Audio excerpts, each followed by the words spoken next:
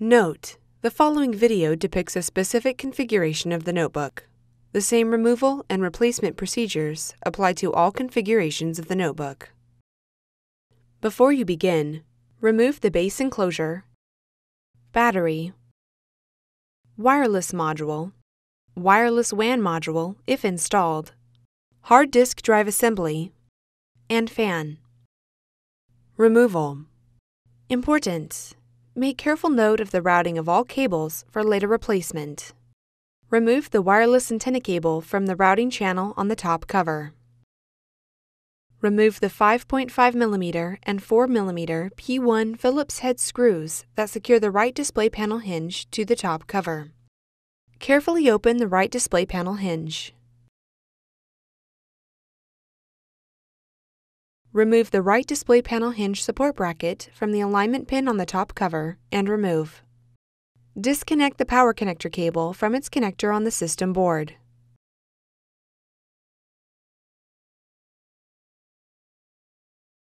Using minimal force, lift the locking bar up on the keyboard ZIF connector and disconnect the keyboard ribbon cable from the system board. Caution: use care to prevent damaging the ZIF connector and ribbon cable. Peel back the retention tape and disconnect the touchscreen cable from its connector on the system board. Disconnect the display panel cable from its connector on the system board. Remove the tape that covers the power button board ZIF connector on the system board. Using minimal force, lift the locking bar up on the power button board ZIF connector and disconnect the power button board ribbon cable from the system board. Caution: use care to prevent damaging the ZIF connector and ribbon cable. Using minimal force, lift the locking bar up on the touchpad board ZIF connector and disconnect the touchpad board ribbon cable from the system board. Caution: use care to prevent damaging the ZIF connector and ribbon cable.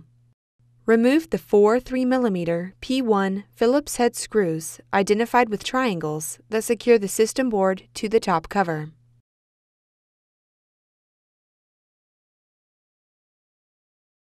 Lift the system board off of the alignment pins on the top cover and remove.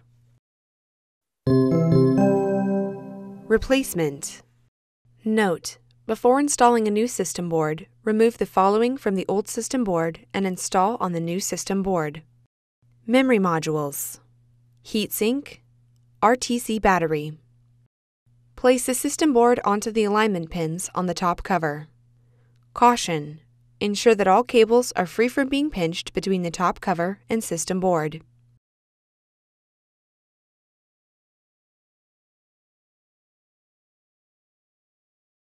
Replace the 4 3mm P1 Phillips head screws identified with triangles that secure the system board to the top cover.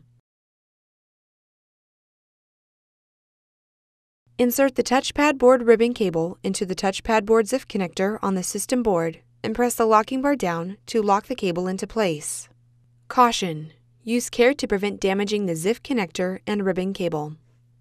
Insert the power button board ribbon cable into the power button board ZIF connector on the system board and press the locking bar down to lock the cable into place. Caution: use care to prevent damaging the ZIF connector and ribbon cable. Replace the tape that covers the power button board ZIF connector on the system board. Connect the display panel cable onto its connector on the system board. Connect the touchscreen cable into its connector on the system board and replace the retention tape.